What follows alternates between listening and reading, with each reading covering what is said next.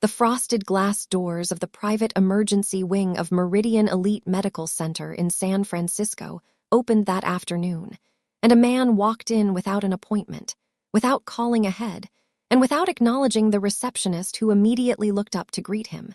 The entire wing felt it. He was Korean, tall, dressed in a dark navy jacket over a simple black shirt. His hair was cut close on the sides and slightly longer on top, pushed back in a way that looked effortless but probably wasn't. He was not young in the way that meant inexperienced. He was young in the way that meant he had gotten to where he was very fast and knew exactly how he had done it. His left hand was wrapped in what looked like a folded piece of a dress shirt, white fabric, now faintly stained at the center. He held it against his side as he walked, not cradling it dramatically, just holding it steady. Like the injury was a minor inconvenience in a day full of more important things. He sat down in one of the chairs along the wall. He did not speak to the receptionist. He did not pick up a form. He did not look around the room the way people usually do when they enter an unfamiliar space. He simply sat, jacket straight, back against the chair, eyes forward. The three other staff members at the station exchanged glances. A man in a dark jacket and expensive shoes had entered without speaking, sat down with an injured hand, and seemed completely unbothered by the fact that no one had checked him in. Behind him, near the entrance, two men in dark clothing stood without sitting. They were not part of the hospital staff. They had not been asked to stand there. They simply stood there, and no one asked them to leave, because asking men who looked like that to leave required a confidence that the front desk staff did not currently have. Every nurse in the wing glanced at him. Every nurse looked away. Every nurse except Olivia. Olivia Carter was 29 years old.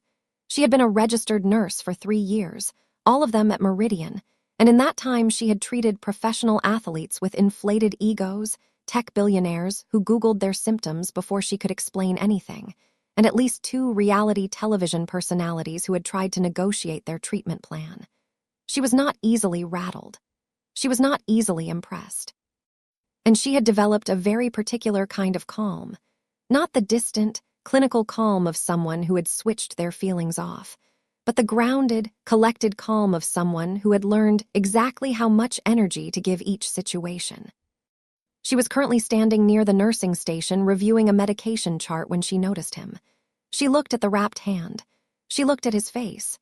She did a quick, practiced read, alert, not pale, not sweating, breathing normally, no visible signs of shock or significant blood loss.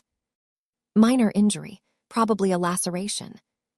She set the chart down, picked up a fresh clipboard, and walked over to him. She stopped in front of his chair. He looked up. She said, "That's going to need stitches. Come with me." Not a question. Not, "Sir, can I help you today?" Not a performance of warmth designed to make a high-value patient feel comfortable. Just a direct, professional statement and a direction to follow. He looked at her for exactly 1 second. Not a long look, not a calculating one, just a single beat of taking in the person in front of him. Then he stood and followed her. She led him down the corridor to one of the private treatment rooms, clean white walls, a padded exam table, a tray of supplies already set near the window. She pulled on a pair of gloves, gestured for him to sit on the table, and then reached for his hand. He gave it to her without hesitation.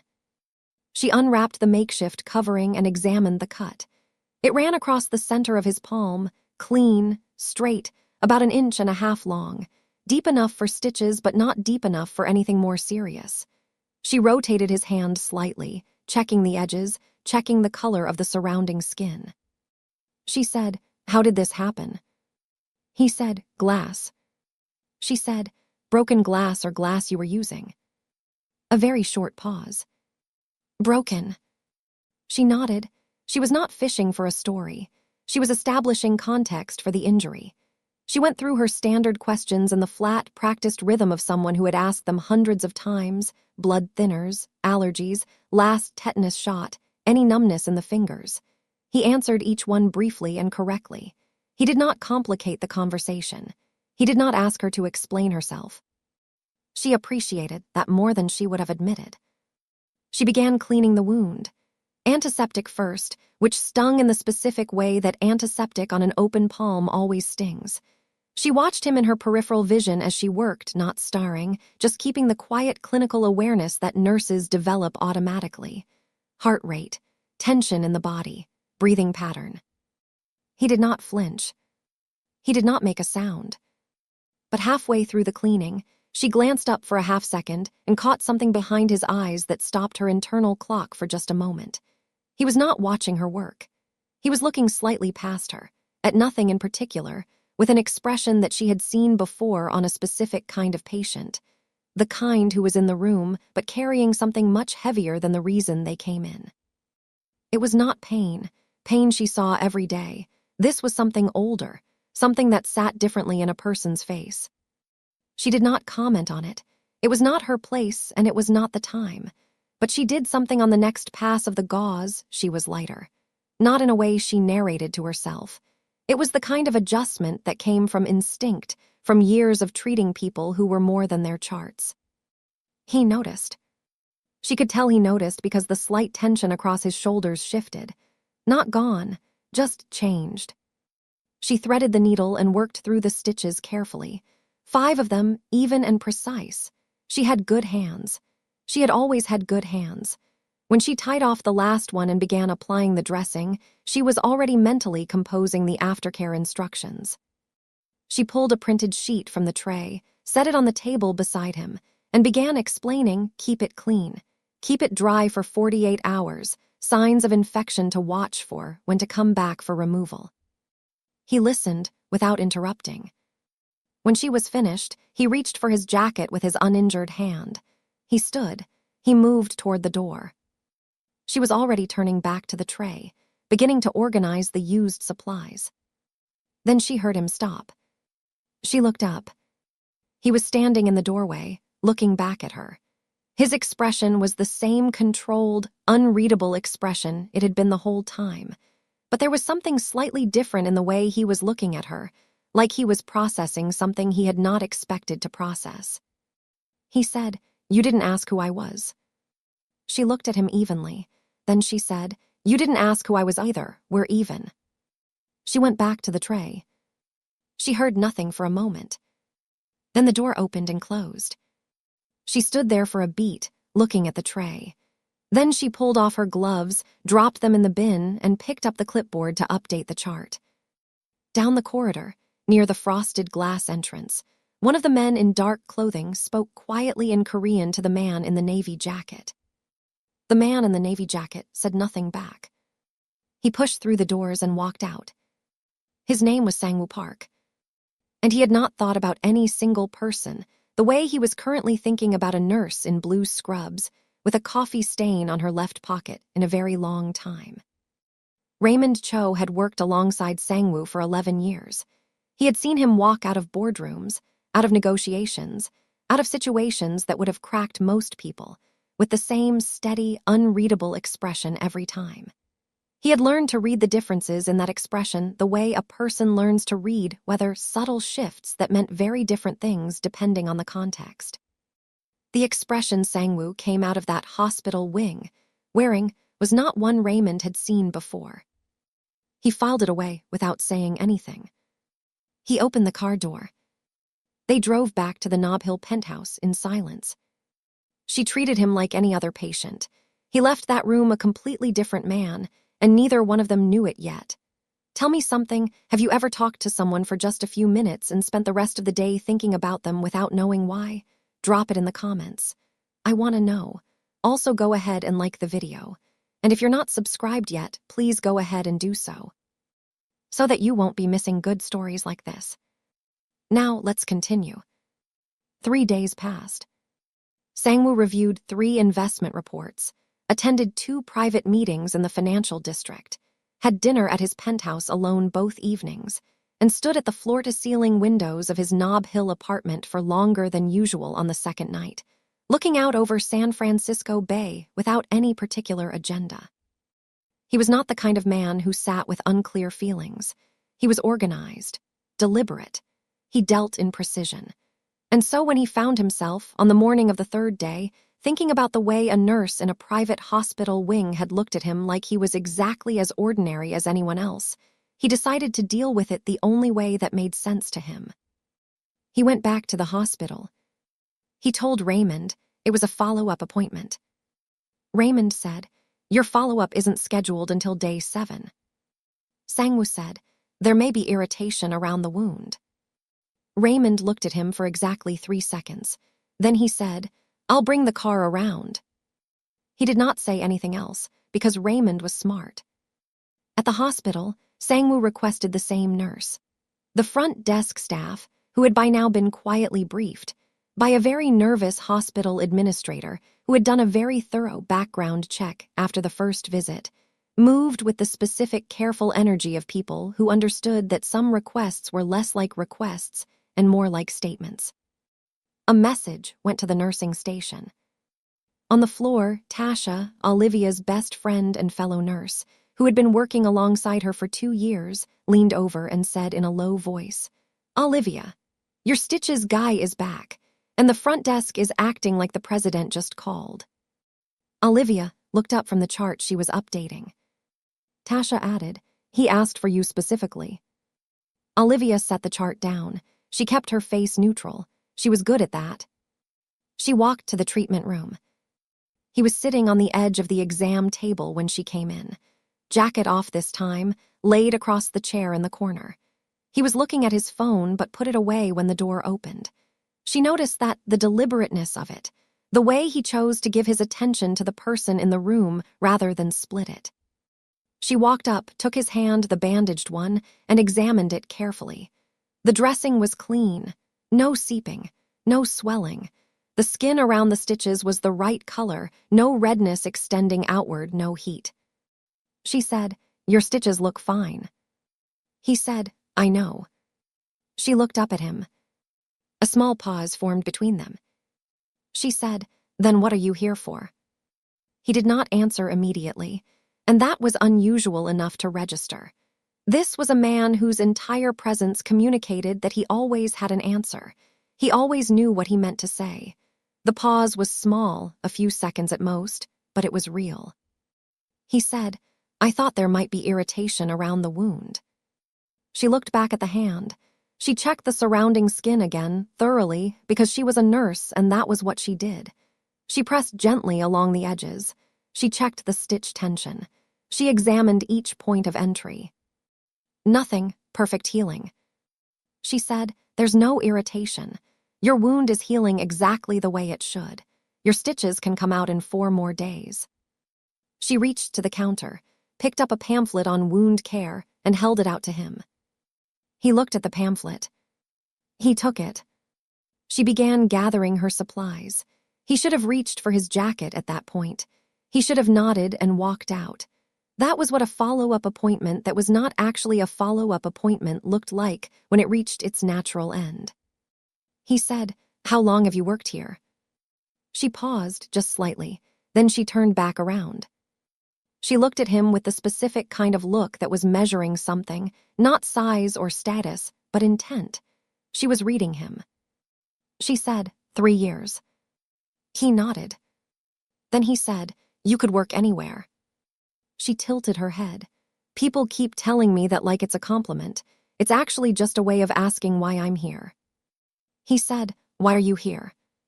She considered him for a moment.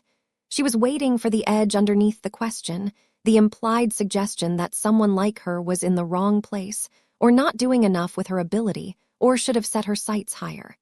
She had heard that version many times. It always wore the mask of a compliment. But it was not in his voice. It was a plain, genuine question. She said, "The pay is good. The patients are usually too proud to be dramatic, and I'm good at my job. This is a good place to be good at your job." He said, "That's a better reason than most people give." She said, "Most people perform their reasons. I don't have time for that." Something moved across his face. Not quite a smile, something quieter. She picked up her supplies and moved toward the door. He said, "What's your name?" She looked back at him over her shoulder. "Olivia." He said, "Sang-woo." She said, "I know, it's on the chart," and she walked out. That evening, Olivia was sitting on the floor of her apartment in San Francisco's Marina District with a bowl of cereal and her laptop open, video calling Tasha, when she made the mistake of telling Tasha what had happened in the treatment room. Tasha put her phone so close to her own face that Olivia could see her pores. "He came back," Tasha said, "with a perfectly healed hand and asked for you by name, and you gave him a pamphlet." It was the correct clinical response. "Olivia." "His wound was healing fine, Tasha. He is a very attractive man who came back to a hospital for no medical reason, and your response was to hand him paper." Olivia ate a spoonful of cereal. "I also told him when his stitches could come out. Very informative visit." Tasha stared at her. "Do you know who he is?" "A patient." "Olivia, Google him." "I'm not going to Google my patient." "He is barely your patient at this point. He was in and out in 8 minutes and his hand is perfectly fine and he asked for you by name. Google him." Olivia did not Google him. But later, after the call ended and the apartment was quiet, she sat with her cereal bowl empty and her laptop still open, and she thought about what he had said. Not the question about how long she had worked there, not his name or how he had said it. She thought about what he had said when she told him. She gave the honest reason for being where she was. He said, "That's a better reason than most people give." Not impressed, not admiring, just recognizing something. Like a person who had spent a long time hearing performed answers and had forgotten what a real one sounded like. She closed the laptop. Her phone buzzed. Unknown number. She almost left it. She opened the message. "Dinner, Saturday, you can say no." She read it twice. Then she read it a third time. She put the phone face down on the coffee table and looked at the ceiling for a moment. Then she picked it back up. She stared at the message for a long time, long enough that the screen dimmed and she had to tap it awake again. She was a careful person. She had learned to be careful the specific way that comes from watching other people not be careful and paying attention to what happened next. She did not jump. She did not rush toward things because they looked good. She asked questions. She read situations. This situation was reading as, a powerful man who came back to a hospital with a healed hand asked her to dinner and was giving her the option to refuse. Most men who asked her out did not give her a clean exit. She thought about that. Then she thought about the way he had sat in that chair and not cradled his hand dramatically. The way he had given her his full attention when she explained the aftercare. The way he had paused when she asked what he was actually there for, and the pause had been real. She typed back, "Where?" His reply came in 40 seconds. "I'll send details Friday." She put the phone down. She pressed her hands over her face. She said into her own palms, "Tasha cannot know about this until Saturday." She knew even as she said it that this was optimistic. Olivia told Tasha on Saturday at noon. The reservation was at 7. By 1:15, Tasha had laid 3 dresses across Olivia's bed, crossed 2 of them off with the energy of someone making life-altering decisions, and delivered a speech that was somewhere between a protective warning and a hype session, covering everything from trusting her instincts to not giving too much too soon to the fact that Olivia's skin was glowing, and she needed to lean into that. Olivia stood in the middle of the room watching Tasha hold up a deep green dress. "That one," Olivia said. "That's what I said 20 minutes ago." "You said it too confidently, so I had to think about it." Tasha pointed at her. "You are a menace, go get dressed." The restaurant was a Querello, sitting quietly in the Russian Hill neighborhood of San Francisco, the kind of place that had been there long enough to become part of the city's identity. It had the kind of interior that felt warm without being loud. Dark wood and candlelight, and the low sound of a room full of people in real conversation. It was elegant without trying to prove it. Sangwoo was already there when Olivia arrived. He stood when he saw her come through the door, not as a show. It was simply the thing he did. She noticed it the way you notice something that is small but unexpectedly good. The table was private, set slightly apart from the others, Not in an isolating way, but in the way that gave a conversation room to be a conversation. He pulled her chair back. She sat. He sat across from her. She looked at the menu. He looked at the menu. The server came. Sangwoo ordered water and asked Olivia if she had preferences, not performing, not ordering for her, actually asking. She said she trusted the chef on the pasta, and he nodded at the server like that settled it. There was a short beat of the kind of quiet that new situations create. Both of them sitting across from a person they did not yet know and had agreed to know better. Olivia looked up first. She said, "How's the hand?" He looked at her, and something in his expression registered what she was doing, the small joke, the familiar reference. He said, "Good," almost forgot about it. She said, "That's what good stitches do." He said, "Is that your signature move? Humble bragging about your medical skills?" She laughed. It came out before she could decide whether to let it. It was a real laugh, the kind that changes a person's whole face. Sangwoo watched it happen. The dinner moved like a conversation that wanted to go somewhere. He asked her questions, not the polite surface questions that people ask at dinner when they are performing interest. Real questions. She told him about Atlanta, Georgia, where she grew up. About her mother who worked 2 jobs and still found time to cook real meals every night and still found time to ask about everyone else's day before her own. About moving to San Francisco at 24 with a nursing license and a suitcase and a contact number for a studio apartment that was smaller than she expected. He listened in the complete way, not waiting for his turn, actually listening. She said, at some point, "My first year was hard. I lost a patient, a 22-year-old. He came in stable and something shifted and we couldn't get it back. I went home that night and sat in my car in the parking lot for an hour and called my mom and told her I didn't think I could do this." She paused. She said, "Some jobs ask more of you than others. That means they need people who have more to give." Sangwoo said, "Did you believe her?" "Not that night, but I went back in the next morning, so I guess it worked." He nodded. She looked at him. She said, "You haven't talked about yourself much." He said, "You haven't asked." "I'm asking now." He thought for a moment. "I grew up between Seoul and San Francisco. My father built the business here. I came back when I was 25 to run it. I've been here since." She said, "You said you came back, like you didn't want to." He looked at her. She said, "You don't have to answer that." He said, "No, I didn't want to. I wanted to stay in Seoul for another year. There was a design program I had been accepted to." She blinked. Design. Interior architecture. She sat with that for a second. "You do not look like someone who wanted to study interior architecture." "I know. But you gave it up." "I gave it up." She did not press, but she turned it over in her mind, the image of this man, this very controlled, very still man, having something he wanted for himself that he left behind, and carrying it without making it a tragedy. She said, "Do you miss it?" He said, "I miss the possibility of it, the person I would have been." Olivia went quiet, because that was an honest thing to say. That was not a managed answer. She said, almost to herself, "Why am I telling you all of this?" He said, "Because no one usually asks."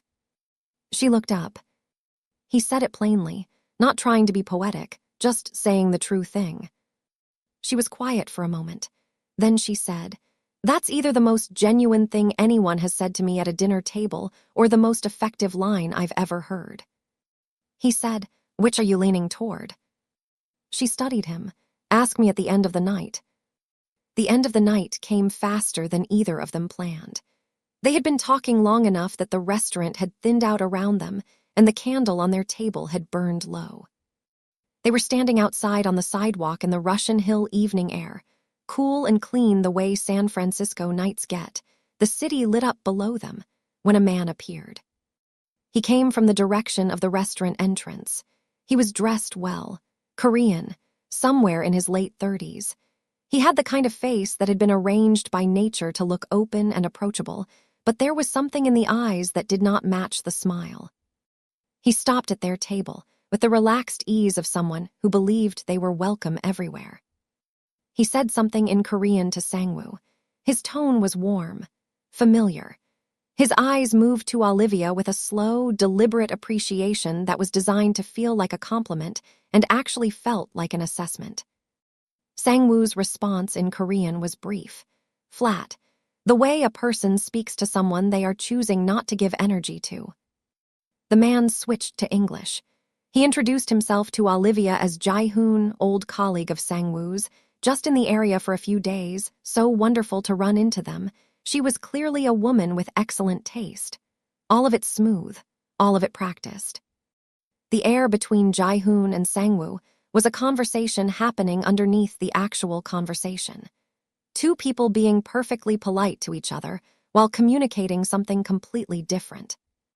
Jae-hoon said his goodbyes with a smile that stayed exactly the right number of seconds longer than necessary. Then he walked away.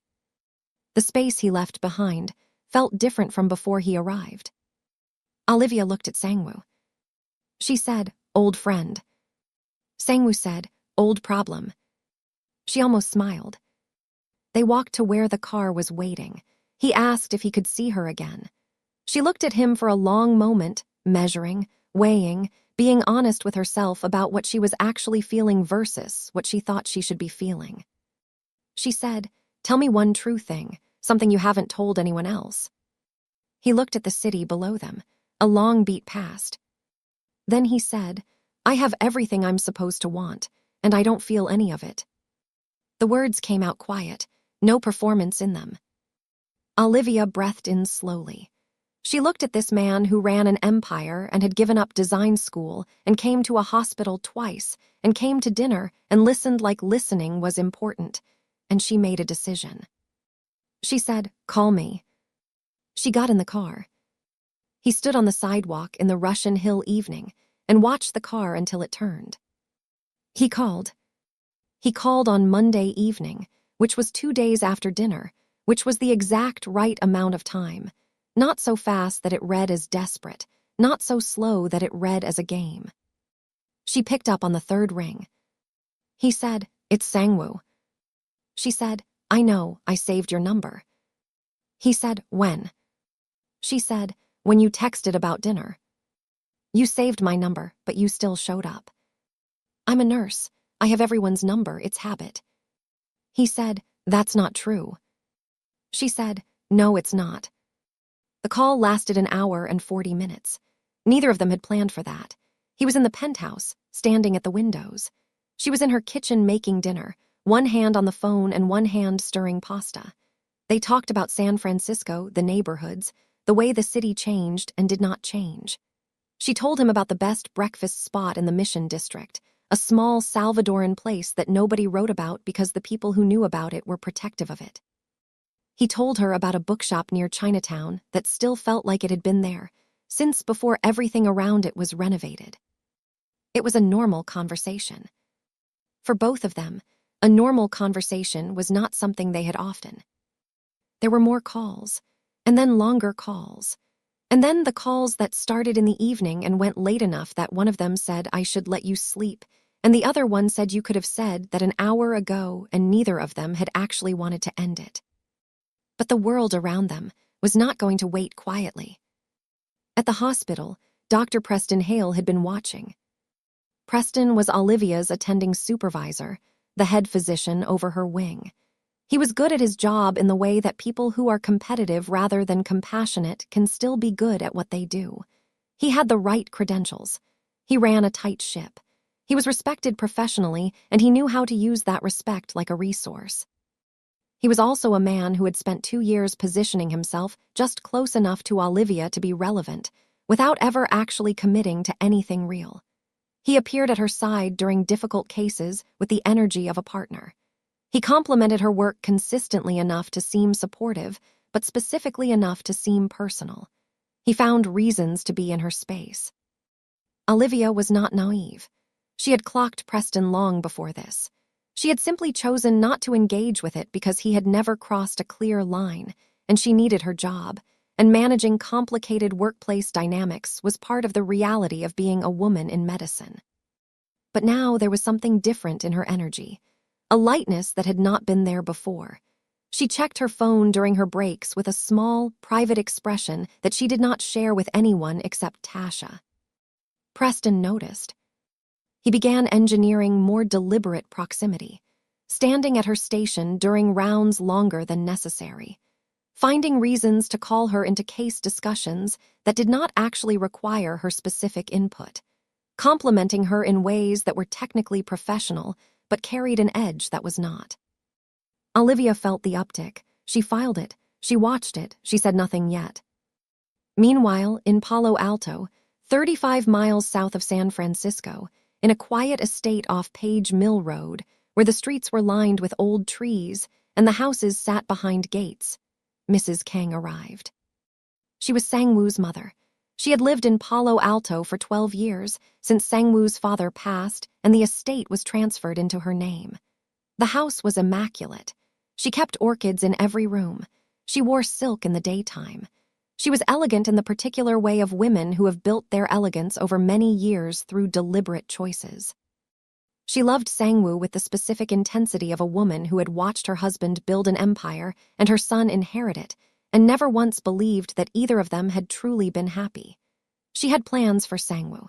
She had always had plans for Sang-woo. The plans were constructed from love and from fear. Love for who he was, fear of what would happen to what they had built if he did not make the right choices.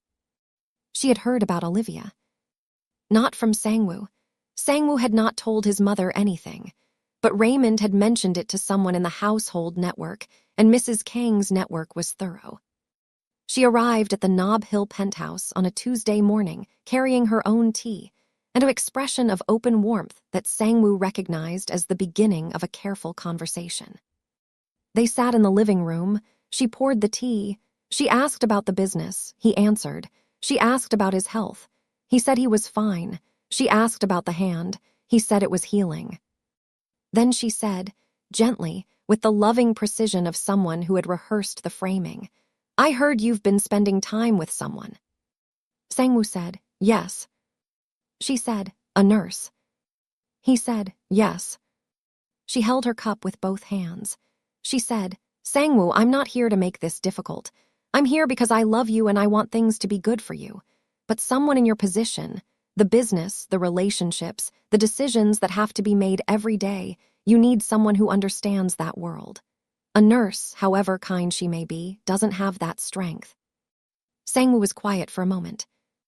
Then he said, "She's stronger than anyone I know." Mrs. Kang went still. Because Sang-woo did not say things like that. He did not talk about people with that kind of certainty. He assessed people. He measured people. He worked with people.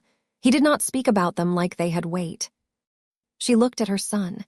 She saw something in his face she had not seen in a long time. Something she did not quite have a word for but recognized as important. She said nothing more about it that morning. She stayed for lunch. She told him to eat more. She left in the afternoon. But she carried that sentence home with her, and she turned it over in her mind like a stone she had found, and was not sure what to do with. The note arrived on a Thursday night. Olivia was finishing a 12-hour shift, retrieving her bag from her locker in the staff corridor before heading to the staff exit. The envelope was there, plain white, no hospital markings, her name written on the front in block letters. She opened it. Inside, a single sheet of typed text. "You don't know what you're getting into. Walk away while it's still your choice." She stood in the corridor and read it twice. Her jaw tightened. Not fear exactly. She was not a person who went to fear first. More like a sharp, clear anger. The specific anger of someone who has been warned as if they are not capable of making their own informed decisions. She took out her phone and photographed the note and the envelope. Then she put them both in her bag. She did not panic on the drive home. She did not call Sang-woo. Not yet. She sat with it instead, looked at the photograph on her phone, thought about who might have left it and why, and what that said about the kind of situation she was walking further into. She was not naive. She had never been naive. But being aware of risk was different from letting risk make your choices for you. She made herself dinner. She ate it. She went to bed. She told herself she would figure out the note when she had more information. What she did not know yet was that the note was only the beginning. Sangwoo asked her to come to Lowe's Angels.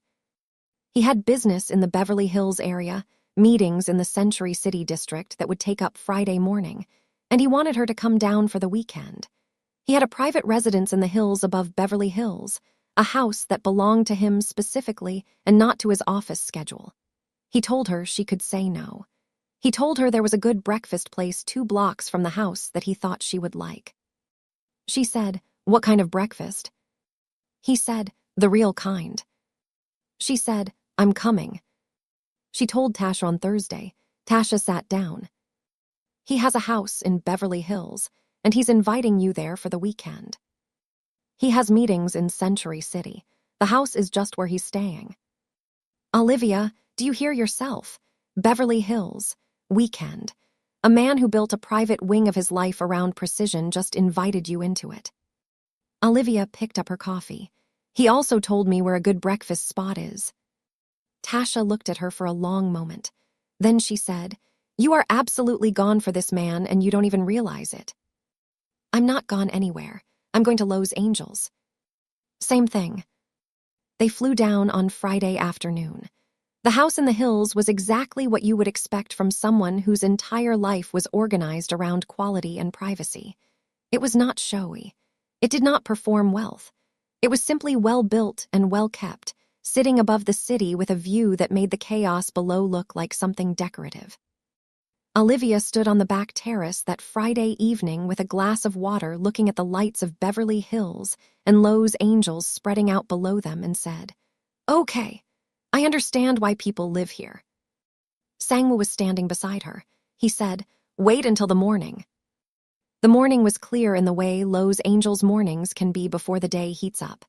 They walked to the breakfast place, a small corner spot 2 blocks down a hill, the kind that fills up early with neighborhood regulars and tourists who found it by accident. The coffee was served in plain white mugs. The eggs were perfectly done. The bread was baked in-house. Olivia said with genuine appreciation, "Okay, this is good." He said, "I know." She looked at him across the small table. He was drinking his coffee and looking at the street outside, and she noticed, not for the first time, but more clearly than before, that he was relaxed. Not the managed stillness of the hospital, not the controlled composure of the penthouse. Actually, quietly relaxed. She said, "You're different here." He glanced at her. "How?" She thought about it. "You're not performing anything." He looked at her. "I don't perform." "Everyone performs. You do it better than most people, but right now you're not doing it." He was quiet for a moment. Then he said, "Most places I go, someone knows who I am before I arrive. The expectation is already in the room when I get there. Here," he looked at the street, "nobody's waiting." She nodded slowly. She understood that. The weight of being expected to be a particular version of yourself before you even opened your mouth. She said, "I know what that's like." He looked at her. She said, "Being the black nurse at an elite private hospital, walking into rooms where people have already decided what I am before I say anything. I learn very fast how to be visible and invisible at the same time." He said, "How do you carry that?" She shrugged. "The same way you carry your thing, you just do, and then you find the places where you don't have to." Something passed between them in the space of that sentence. The recognition of 2 people who carried things and had gotten good at it and were, right now, not carrying it. It was a good weekend, a genuinely good weekend. Which was why it hurt more when it ended early. Raymond called on Saturday afternoon. Sangwoo answered. Olivia watched his face shift, the relaxed quiet she had been watching all weekend pulled back in, replaced by something more structured. He spoke in Korean for a few minutes, brief responses. Then he ended the call. He looked at her. He said, "I have to go back today." She said, "What happened?" He said, "Business situation. It needs to be handled in person." She looked at his face. She could see there was more to it than that, but he had organized his expression into something that was not giving the more away. She said, "Okay." Not pushing, not performing, just okay. He arranged the car back to San Francisco. The drive to the airport was quiet but not uncomfortable. She leaned against the car window and looked at the Los Angeles streets and thought about the breakfast table that morning and the view from the terrace and the look on his face when he was not performing anything. She thought about Raymond's call and the way Sang-woo's face had changed.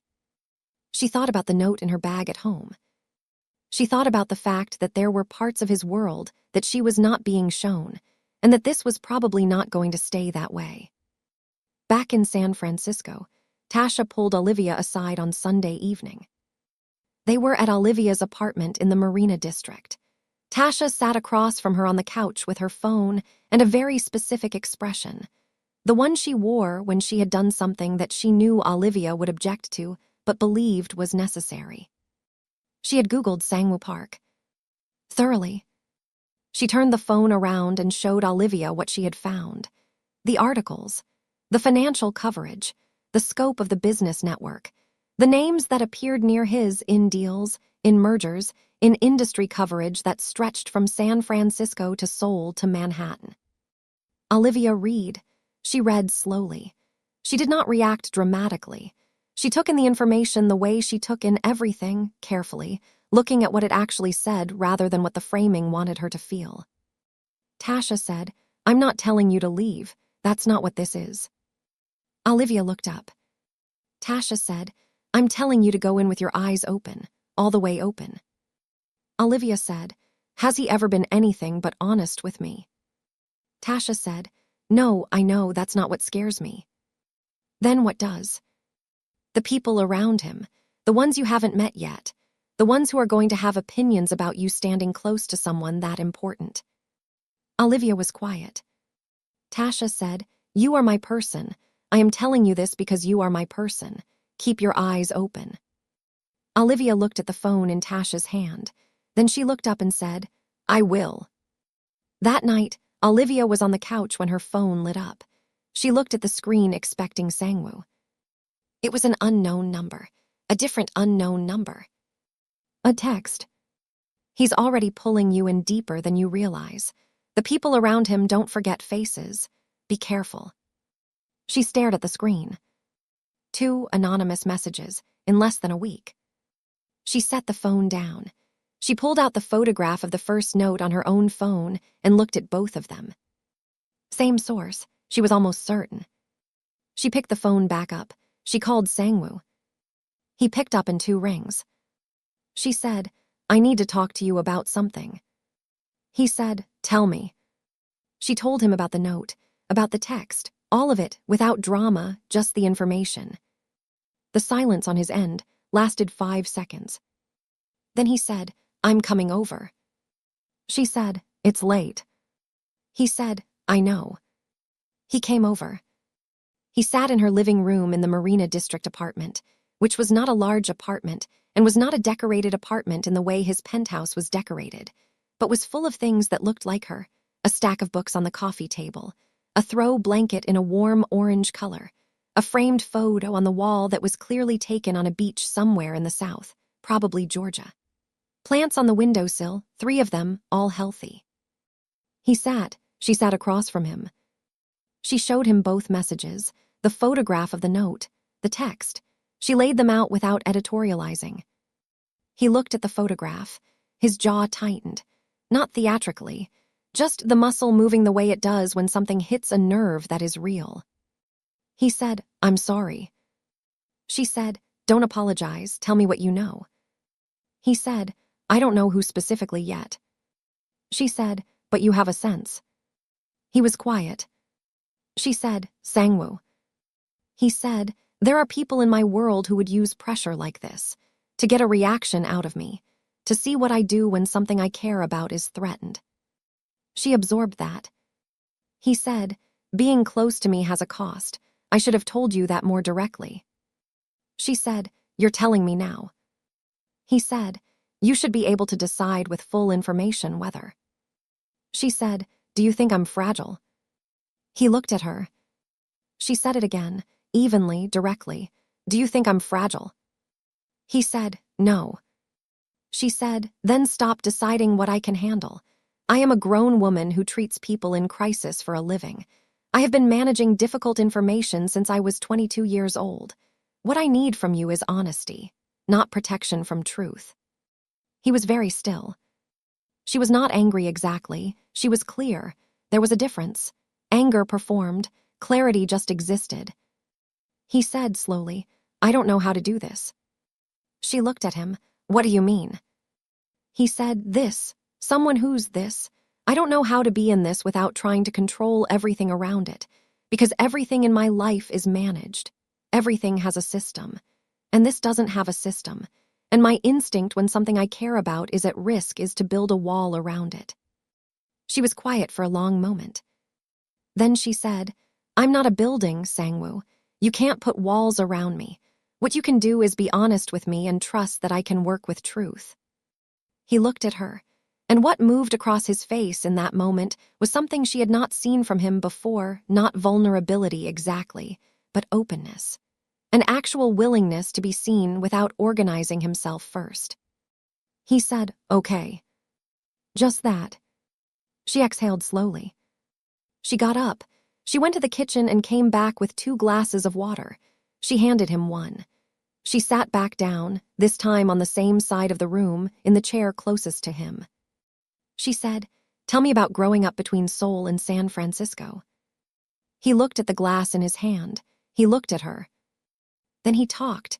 He talked for a long time about the specific loneliness of being between 2 places and fully belonging to neither. About his father, who was brilliant and cold, and had never once asked Sangwoo what he actually wanted. About the design program in Seoul that he left behind like a door he closed and never went back to look at. About coming to San Francisco at 25 and taking the business and sitting in his father's office for the first time and understanding that this was his life now and he had never been asked. Olivia listened to all of it. She did not make it smaller. She did not fix it. She just let it be what it was.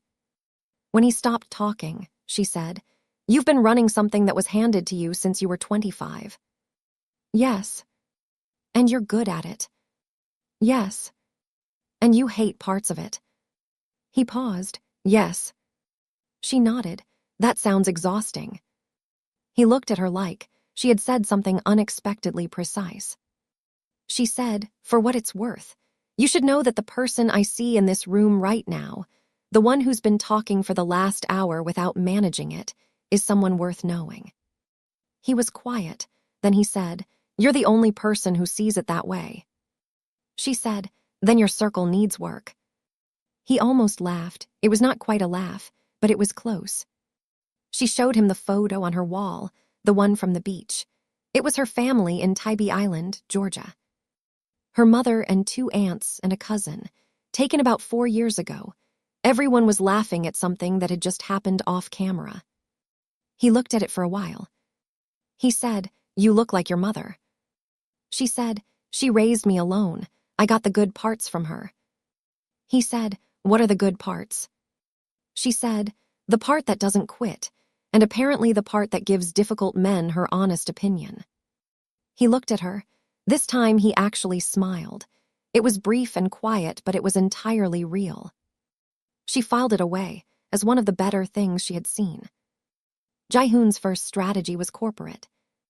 He spent 3 weeks quietly working the edges of Sangwoo's business network in San Francisco, reaching out to partners, planting small doubts in professional conversations. The doubts were not dramatic. They were the kind that are harder to fight because they do not make accusations. They ask questions. They raise concerns. They suggest, softly, professionally, that perhaps Sangwoo's judgment was not as sharp as it once was, that distractions had a way of affecting decision-making, that the park organization might be navigating a period of transition. It was slow. It was designed to be slow. Jae-hoon was patient. But patience had a cost, and Sangwoo's team was not unaware. Raymond tracked the pattern over 2 weeks and briefed Sangwoo in the Nob Hill penthouse on a Wednesday evening. He laid out the pattern, who Jae-hoon had contacted, what had been said, which relationships had been gently destabilized. Sangwoo listened to all of it with his hands folded in his lap and his face completely still. Then he said, "How much of this has he committed to?" Raymond said, "Enough that he believes it's working." Sangwoo said, "Let him believe that," because he had already thought 3 moves ahead. But Jae-hoon was also thinking. And Jae-hoon understood something that people who had underestimated Sangwoo for years had failed to understand. The best way to make a precise man make an imprecise move was not to attack his business. Business, Sangwoo could manage with his eyes closed. Business was his native language. The right move was to attack what Sangwoo valued in a way he had not yet built a system to protect.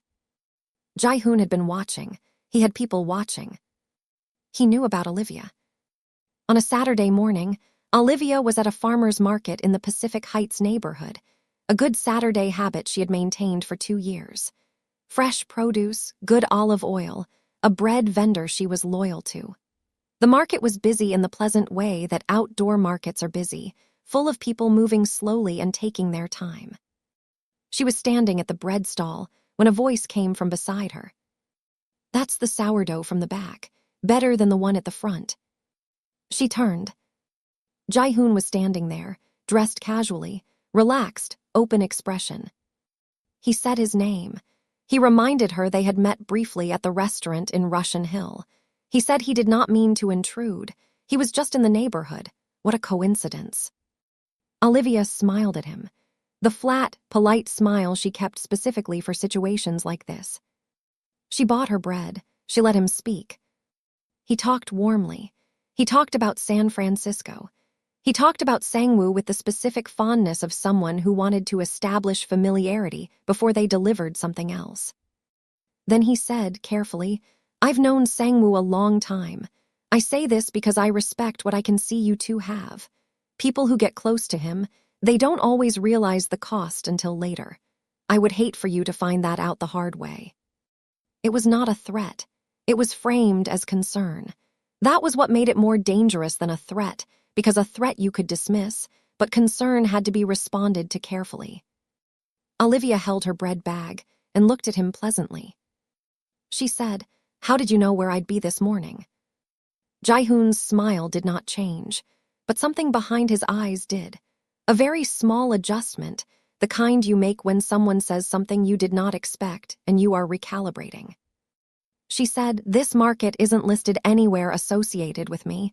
I didn't post about it, so you either followed me here or someone told you I'd be here."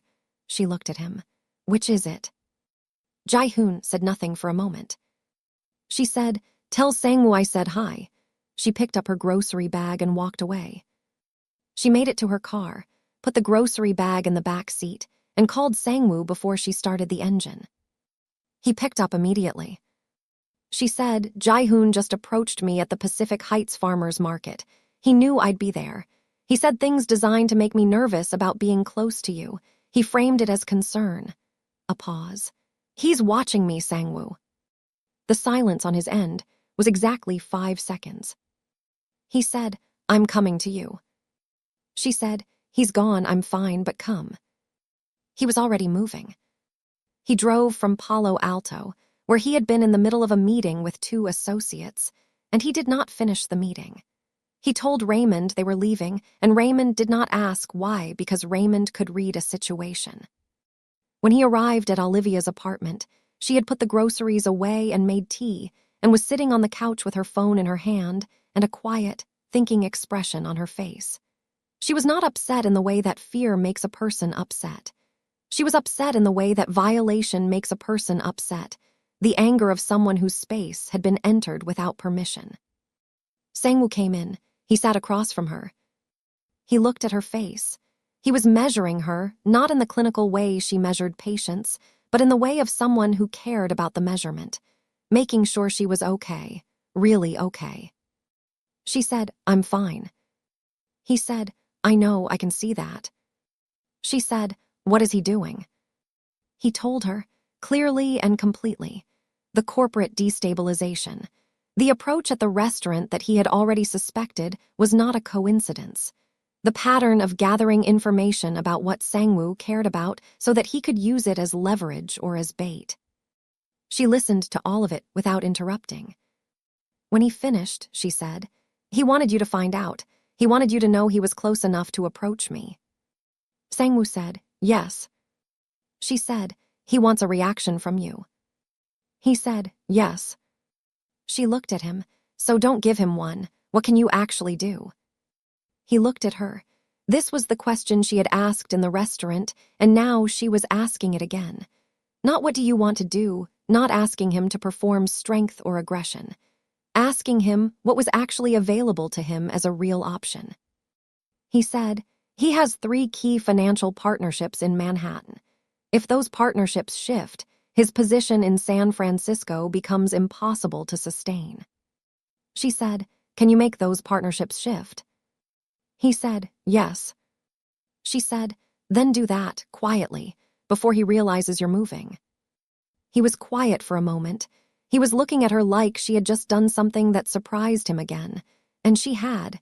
She had not told him to be careful. She had not told him she was scared. She had sat across from him and helped him think. He said, okay. He pulled out his phone. He made 2 calls, brief, precise, in English and Korean. He relayed specific information. He used the tone of voice that was not his boardroom tone and not his personal tone, but the one that was simply and clearly in charge. When he was done, he put the phone away. She said, how long will it take? He said, 48 hours for the first move. The rest will follow. She nodded. She picked up her tea. He said, you walked away from him at the market. She said, of course I did. Most people don't see through it that fast. She said, I told you. I know how to be visible and invisible. You learn to read situations quickly. He looked at her for a moment. Then he said, he's not going to just accept this. She said, I know, but let's deal with what he does next when he does it. Right now you should eat something. You drove from Palo Alto and I have bread from the market and eggs. He stared at her. She stood up and walked to the kitchen. He sat there for a second, looking at the space where she had just been sitting, and then he stood and followed her into the kitchen. That evening, Raymond came to the penthouse with a tablet in his hand, and a face that told Sangwoo the thing on the tablet was not good news. He said, there's something you need to know about Jae-hoon. He's not working alone. He handed Sangwoo the tablet. Sangwoo looked at the screen. His jaw tightened. Because the name connected to Jae-hoon's network, the name that kept appearing in the financial thread Raymond's people had pulled together, was someone who had access to things that a stranger would not have.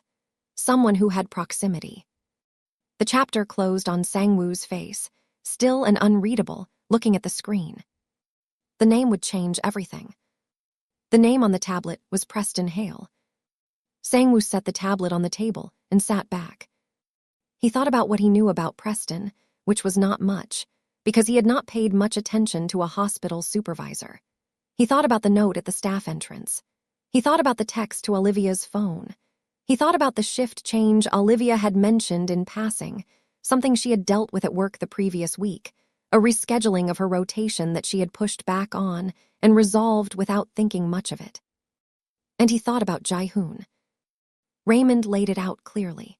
Preston Hale had financial investments in a development project in San Francisco's Mission Bay district, a waterfront development that had been quietly and significantly funded by a holding company connected to Jae-hoon's network. Jae-hoon had identified Preston through his connection to Olivia, a professional supervisor who had a personal interest in her, and used that to fold him into something larger. Jae-hoon gave Preston a purpose. Jae-hoon needed information on Olivia, her schedule, her location, her routines. Preston provided it, believing he was gathering intelligence that would eventually give him an opening with Olivia, some way to demonstrate that Sangwoo was dangerous, and he, Preston, was the safe and obvious alternative. Jae-hoon let him believe that, while using him as a tool for something entirely different. Preston thought he was hurting Sangwoo to get to Olivia. Jae-hoon thought Preston was a convenient source of information about the woman who was closest to Sangwoo. Both of them were using each other, and both of them had used Olivia in the process. Sangwoo stood up. Raymond said, "What do you want to do?"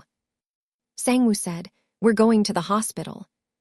He arrived at Meridian Elite Medical Center in the late morning with Raymond beside him and a folder that Raymond had prepared, financial records, the connection between Preston's investments and Jae-hoon's holding company, the timeline of contacts between the two men. He asked for Preston at the front desk. He was shown to a conference room near the administrative section. Preston came in 2 minutes later. He was wearing a white coat and carrying the composed expression of a man who had learned to look unrattled professionally. But when he saw Sang-woo and saw Raymond beside him, something shifted behind his eyes. He said, "Mr. Park."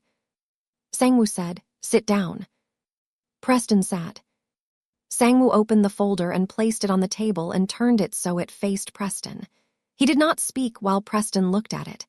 He let the information do the work. Preston looked at the pages. His breathing changed. Sang-woo said, "You've been providing Olivia's location and schedule to a contact connected to Jae-hoon's network. You sent a note to the hospital staff entrance. You sent a text to her personal phone. You orchestrated a shift change in her rotation to reduce her schedule quality and then positioned yourself as support when she pushed back." Preston opened his mouth. Sang-woo said, "I'm not asking for confirmation. I'm telling you what I know." He leaned forward slightly. He said, "You have one option. You resign your position at this hospital today. You end all professional and personal contact with Jae-hoon's network. And you remove yourself from Olivia Carter's professional and personal space permanently." Preston's composure tried to hold. It held for approximately 30 seconds. Then he looked at the folder again, specifically at the financial records, and 30 seconds was all it had. He was about to speak when the conference room door opened. Olivia walked in. She had been paged for a case and had passed the administrative corridor and seen Sang-woo's car in the lot, and then seen Raymond through the conference room window. She had connected enough to walk in. She looked at the room. She looked at the open folder on the table. She looked at Preston's face. She did not need Sang-woo to brief her. She was a woman who paid attention. She had been paying attention to Preston for 2 years and to the notes and the text and the shift change, and she had been building a picture. The picture was now complete. She looked at Preston. She said, "You spent 2 years in my professional space. You positioned yourself as a supporter. You used access that I extended to you in good faith to watch me and report on me to someone you knew was trying to use information about me as a weapon." Preston said, "Olivia." She said, "No," flat, clear. "You don't get to use my name right now." She looked at him with the specific, steady expression of someone who has arrived at absolute clarity. She said, "You should go." Preston looked at Sang-woo. Sang-woo said nothing. He didn't have to. Preston picked up the folder, then realized it wasn't his to take, set it back down. He stood. He walked to the door. He stopped for a moment with his hand on the doorframe. He seemed like he was going to say something. He didn't. He walked out. From the nurse's station at the far end of the corridor, Tasha watched Preston walk away with his white coat and his reduced posture. She looked at the conference room. She slowly, deliberately, clapped once. The conference room was quiet. Olivia stood near the door. Sang-woo was across the table from her. Raymond stepped outside. She looked at him. She said, "You came here without telling me." He said, "Yes." She said, "You handled it without asking me." He said, "Yes." She said, "I told you to stop deciding what I can handle." He said, "I know." She said, "Then why?" He looked at her. He did not have a managed answer prepared. He had the truth, which was less clean. He said, "Because I have never had something to lose before." He paused. "And I don't know how to be careful about it without being wrong about it. I moved too fast. I know that. But someone was using you to get to me and I..." He stopped. She watched him. He said, "I couldn't sit with that." She was quiet for a long moment. She was looking at him with the particular expression she had when she was reading a situation completely rather than reacting to it. She said, "You were wrong to come here without telling me." He said, "I know." She said, "We're going to talk about that properly." He said, "Okay." She said, "Not here." She walked to the door. She held it open. She said, "Come on." He picked up the folder. He walked to the door. He walked out beside her. That small thing beside her, not in front, not behind, registered to both of them. Meanwhile, Jae-hoon received a call from one of his Manhattan contacts that afternoon. The call did not have good news. 2 of his 3 key financial partnerships in New York had withdrawn, quietly, professionally, with the kind of decisive clarity that told him someone had gotten there first. The 3rd partnership was reviewing their position. Jae-hoon put his phone down on the desk of his San Francisco hotel suite and sat back. He had miscalculated. He had assumed that targeting what Sang-woo cared about would produce an aggressive, visible reaction, the kind that damaged reputation and destabilized operations. Instead, Sang-woo had moved sideways underneath before Jae-hoon had even realized the board had shifted. He called his assistant. He said they were leaving San Francisco. He was on a flight out by evening. He built an empire. She built a life. Together, they built something neither had planned. 6 weeks later, San Francisco was doing what San Francisco did in the early fall: clear mornings, warm afternoons, evenings that cooled fast and made the city feel like it was exhaling after the effort of summer. Preston had resigned from Meridian quietly. The hospital's administration had accepted it without significant disruption. A new attending supervisor had been brought in, a woman named Dr. Fatima Osai, who turned out to be direct, competent, and not interested in anyone's personal life, which Olivia found deeply refreshing. Tasha had immediately decided she loved Dr. Os and told anyone who would listen. Jae-hoon's presence in their world had receded to the status of a closed chapter. His Manhattan network had not recovered the partnerships he lost, and his San Francisco position had become untenable without them. He was not gone forever. Sang-woo was not naive enough to believe in that kind of permanence, but he was gone from immediate range, and that was enough for now.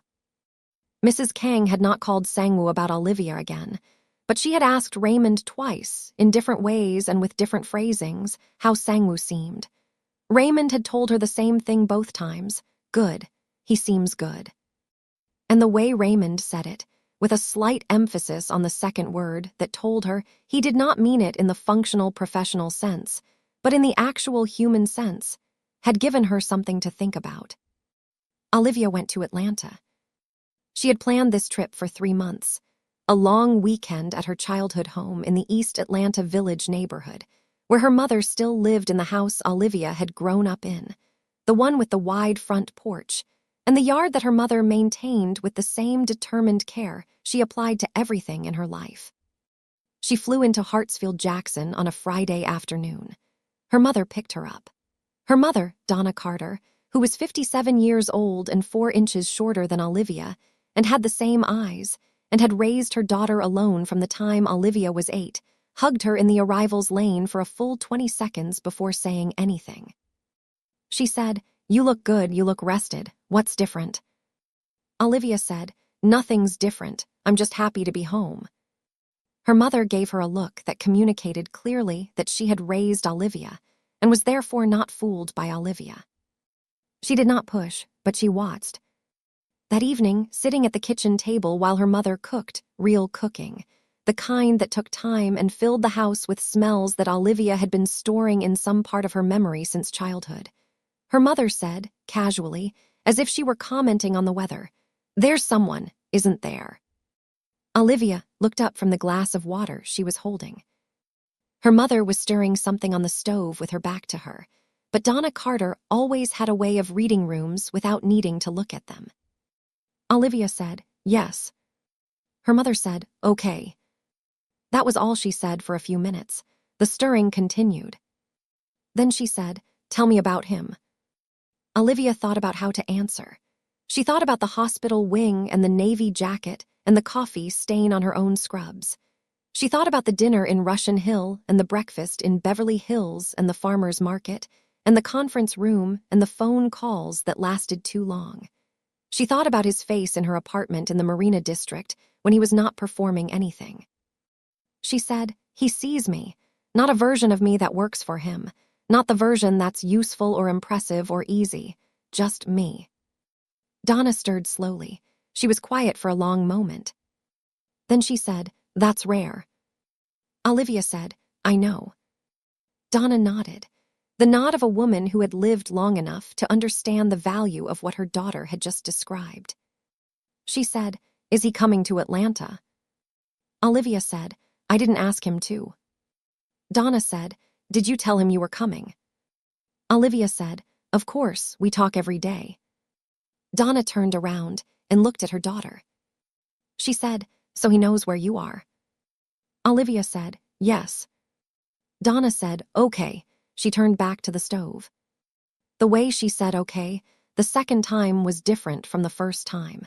It carried the specific weight of a woman who had already decided something. Saturday morning, Olivia was on the front porch with her second cup of coffee. The East Atlanta neighborhood was doing its morning thing, neighbors walking dogs, the sound of someone mowing 2 houses down, the smell of late summer still in the air. She heard her mother's voice inside, talking to someone. Then the front door opened. Her mother stepped onto the porch, and behind her, carrying a small and neatly wrapped package and wearing a dark blue shirt and looking entirely out of his usual context and entirely at ease in a way that shouldn't have been possible but was Sangwoo. Olivia stared at him. He stood on the porch of her childhood home in East Atlanta, Georgia, a long way from San Francisco, a long way from the Nob Hill penthouse and the Beverly Hills house and the frosted glass doors of a private hospital wing. She said, "You came to Atlanta." He said, "You told me your mother's cooking was worth the flight. I decided to find out." Behind him, Raymond was standing at the bottom of the porch steps in the kind of professional distance that communicated both respect and awareness of exactly where his role ended. Donna Carter was standing in the doorway behind Sangwoo, looking at her daughter's face. She pressed her lips together and turned away quickly because she was someone's mother, and she was not about to cry on the porch over a man her daughter had known for 2 months. But she was also not going to pretend that the look on Olivia's face wasn't the thing she had hoped to see for years. She went back inside. Olivia looked at him. She said, "You should have called." He said, "You would have told me not to come." She said, "I know." And she looked at him for a moment. This man with his empire and his given-up design school and his honest pauses and his organized way of caring about things that he was still learning how to show, standing on her mother's porch with a wrapped gift and no agenda except to be there. She stepped aside and held the door open. He walked in. The house smelled like everything her childhood smelled like. Her mother's cooking and old wood floors and the faint smell of the flowers her mother kept on the windowsill in the kitchen. It was warm and specific, and nothing about it was designed for someone like Sangwoo, and he walked into it like it was somewhere he had been trying to get to. He handed Donna the package when she came back from the kitchen. She took it with the polite, measured expression of a woman reserving judgment. She opened it. Inside was a tin of jujube tea, the specific variety from a specific brand that was difficult to find in Atlanta, but that Olivia had mentioned once, briefly, in a phone call weeks ago, describing how her mother had always kept it in the cabinet and how she hadn't been able to find it in San Francisco. Donna held the tin and looked at it. She looked up at Sangwoo. He said, "Olivia said you liked it." Donna was quiet for a moment. Then she said, "I do." She held the tin with both hands. "Thank you." She looked at him with the specific assessment of a woman who raised her daughter alone and is now looking at the man her daughter's face changes for, looking at whether the things that matter are there or not. She said, "Come inside. Breakfast is almost ready." He sat at Donna Carter's kitchen table in East Atlanta, Georgia, and ate breakfast with Olivia's family. Her 2 aunts had arrived. Her mother's sisters, Charlene and Renee, who had heard someone was visiting and showed up in the way that family shows up in tight family networks, which was to say with no warning and complete ownership of the situation. Charlene asked him 3 questions in the first 4 minutes that would have been uncomfortable in any other context, and were only marginally less uncomfortable in this one. He answered all 3 directly and without deflection. Renee watched him closely and said very little, and then said to Olivia's mother in a quiet aside that Olivia pretended not to hear, "He's not performing. I hate when people perform." Donna said, in an equally quiet voice, "I know." Sangwoo caught Olivia's eye across the table. She looked back at him with an expression that said, "This is them. Take it or leave it." He looked back at her with an expression that said, "I'm staying." After breakfast, Charlene and Renee left with the specific satisfied energy of people who had come, assessed, and reached a verdict. Donna went to the back of the house to make phone calls. Sangwoo and Olivia sat on the front porch. The neighborhood was mid-morning quiet now. A few people walking. The sound of Atlanta traffic in the distance, low and constant. Raymond had moved to the car at the curb. Far enough, present enough, professional enough. Sangwoo was looking at the street. Olivia was looking at her coffee cup. She said, "Your mother called me." He turned his head. "When?" "3 days ago." He was quiet. She said she was formal, careful, but she was honest. She looked at him. She said she's known for a long time that her son needed someone who wouldn't manage him, and that she thought I might be that person. Then she said if I hurt him, she would make my professional life very complicated. A pause. I believe her. He looked at her for a moment. Then he said, "She called you." "She did." "My mother called you." "I think she was checking me out. And maybe," Olivia tilted her head, warning me that she's watching, "but it was actually a nice call. Strange but nice." He turned back to the street. He was processing something that looked like the particular surprise of a person who thought they knew the people in their life, and just found out they knew them less completely than they thought. He said, "She never mentioned it to me."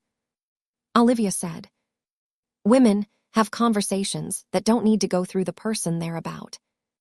He said, "Apparently." She looked at him. He said, "You're not scared of her." She said, "I grew up with Donna Carter and Charlene and Renee.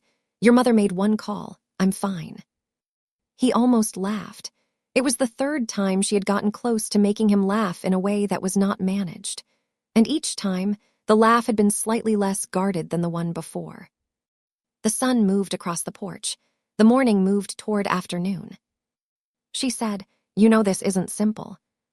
He said, "I know." She said, "My life is in San Francisco. My work is specific and serious. I'm not going to rearrange myself." He said, "I don't want you to." She said, "And there are parts of your world that are going to be difficult. People who have opinions. Situations like the last few months." He said, "I know that." She said, "I'm not going to pretend none of it is real." He said, "I don't want you to do that either." She looked at him. She said, "Then what do you want?" He looked at her directly, without the controlled expression, without anything managed in the way his face was carrying it. He said, "I want to keep talking to you, every day, about the real things." He paused. "I want to find out what else you know about breakfast spots and farmers markets and what you look like when you're actually happy. I want to come to Atlanta again when you're here." Another pause. "I want you in my life in the specific, actual way, not a managed version of it, the real version." She looked at him. The porch was quiet. East Atlanta moved around them. She said, "Sangwoo." He said, "Yeah." She said, "I'm glad you came back that second time, with your perfectly fine hand and your completely unnecessary follow-up appointment." He did not respond immediately. He looked at her with that quiet attention that was one of the first things she had noticed about him, the way he gave his full self to whoever was in the room with him. Then he said, "So am I." She reached over and took his hand, the left one, the healed one, the one she had stitched in a private hospital wing when he was a stranger who sat in a chair and did not explain himself to anyone. She held it in both of hers and looked at the street. He looked at their hands. He looked at the porch. He looked at the neighborhood and the morning and the life that was happening around them, ordinary and specific and real. He did not say anything else. Neither did she. They sat on her mother's porch in East Atlanta as the day moved quietly around them, and it was nothing like his penthouse, and nothing like her apartment, and nothing like the private hospital wing where they had started, and it was exactly right. In Palo Alto, Mrs. Kang was in her garden with her orchids when Raymond's message came through. She set down her watering can. She looked at the photo. It was taken at the kitchen table, clearly candid, not posed. Sangwoo was mid-sentence, saying something to someone off camera, and he was laughing. A real laugh, unreserved. The kind that took over the face completely without asking permission. Mrs. Kang did not remember the last time she had seen her son laugh like that. She was not sure she ever had. She set the phone down on the garden table. She picked up her tea. She sent Raymond one message. She's good for him. Raymond read it and put his phone back in his pocket and looked at the front porch of a house in East Atlanta, where his employer and a nurse in fair skin and a warm orange sweater were sitting in the morning sun.